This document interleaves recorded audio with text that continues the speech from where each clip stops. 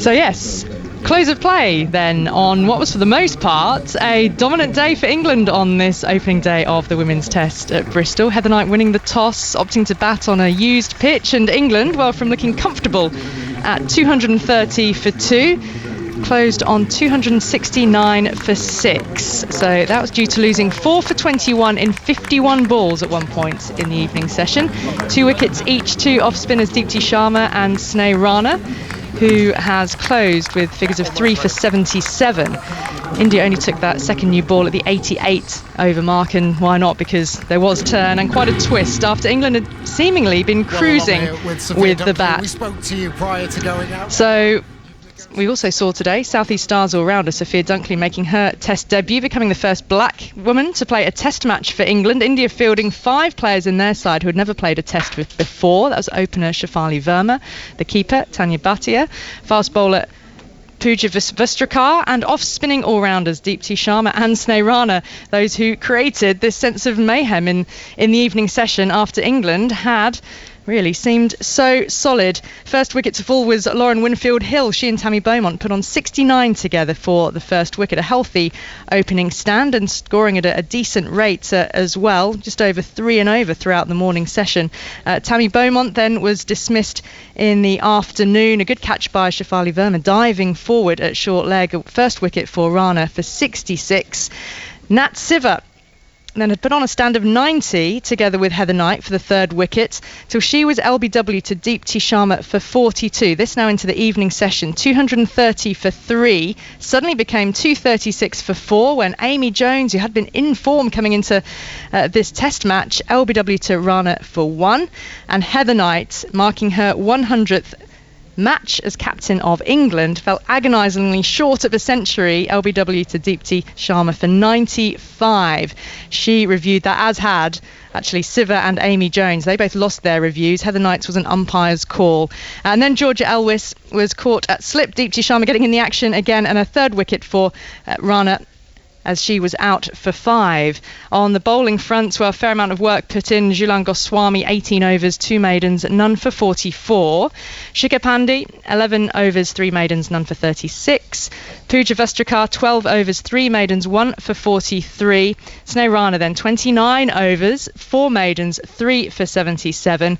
Deepti Sharma, 18 overs, 3 maidens, 2 for 50. And bearing in mind those two making their first test appearances, Harmanpreet Kaur bowled a little bit as well, 4 overs, none for 16. So with Alex Hartley, England World Cup winner, and former, we have Rosalie Fairbairn with us as well, former England batter as well. What did you make of the day then, Alex? It was quite a fight back from India with the ball in that evening session. Yeah, it was. I think it's a pretty evenly poised contest going into tomorrow. I think if you'd have asked me after the first 2 sessions, it was definitely England's way, and I was really starting to doubt the India's team selection not having that point of difference with another spinner, but they've fought back, they've got a few wickets, and I think both teams will be pretty happy with how they've been and where they're at. Rosalie, your take? And England had been going so serenely, it suddenly does take a little turn, but do you think England will still be content with their day, with the way wickets fell? I think the fact that they steadied the ship with Catherine Brunt and Sophia Dunkley there at the end, they'll obviously be disappointed at losing that cluster of wickets in a short space of time, because that did really kind of change the shape of the afternoon for them and their innings. But I think, at the end of the day, I think they will be pleased with where they're at. And then I think they just need to kick on tomorrow, building that partnership again first thing. But it just shows how a couple of wickets can really change the kind of the direction of the innings, because it had looked so kind of placid and so they had been so assured, and then a few quick wickets and it did change things. However, I do think that the players came in, those batters came in, and they all seemed confident, assured. Sophia Dunkley on debut looked really good. She seems to have settled in really well, which is a really positive sign for England, going forward as well as in this particular innings. Yeah, Sophia Dunkley came in just after those 2 quick wickets fell, the first 2 after tea, so it was quite a circumstance for her to walk into. just to talk about Heather Knight's innings first of all, and we'll come to her dismissal, but 95, she had put on, well, a couple of very healthy stands, 71 for the second wicket alongside Tammy Beaumont, then 90 for the third alongside Siva. She was playing shots all around the ground, wasn't she, Alex? Yeah, she was. She came out and she had so much confidence, and she looked solid at the crease. She didn't look like getting out. She was playing shots, as I say, with so much confidence until the wicket ball. Unfortunately, it was the first mistake she'd made all day. She'll obviously be really frustrated with herself, but that's probably one of the best innings I've seen her play, purely for the fact that she just looked like she was so in control every single moment that she was out there. Yeah, she looked like as if she was just simply surprised for herself prior to then immense disappointment for being out, but just surprised, Rosie, that she'd suddenly missed one. Yeah, I think maybe she just misjudged the length of that delivery, because it actually was, I think it was too full, and that was the reason she got herself in a bit of a tangle, and it hit her full on the foot. I think maybe she just misjudged the length, which is easy to do when you've got a spinner bowling. You know, if they get a bit of flight, you can sometimes misjudge the length, but I think she will be surprised, because it's not like it was one of her first deliveries. She was on, did she get 46? 95. We're on Heather. Oh, sorry. Heather this was. Sorry, talking about Nat Siva. We'll come to I'm Nat. talking about Nat Siva. I was talking about Nat Siva. Yeah, she will be really disappointed. Yeah, Heather, absolutely. Yeah, she will be so gutted, and everyone's gutted for her.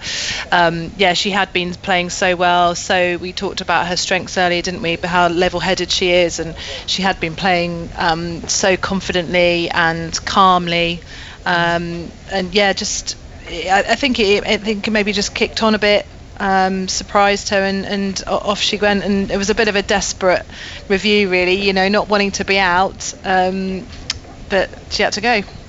And Nat Siva, let's talk about her for a moment, because hers was a bit of a curious LBW review. She was sweeping Deepti Sharma, and it turned out that the ball struck her on the toe, which you'd have thought that she would have noticed, because she reviewed very quickly. She did. She must have thought she got a little inside edge onto it, and maybe thought that it's not hit her flush on the toe.